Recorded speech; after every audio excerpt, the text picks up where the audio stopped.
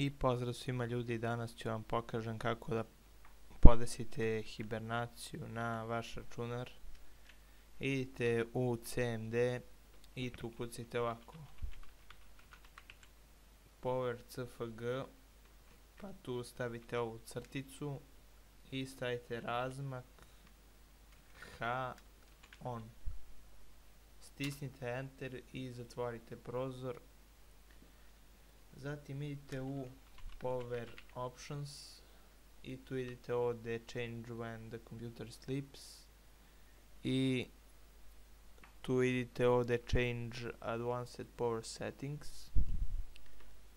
Pojavit će vam se ovaj prozor kao i tu nađite sleep, kliknite tu i idite ovde allow hybrid sleep.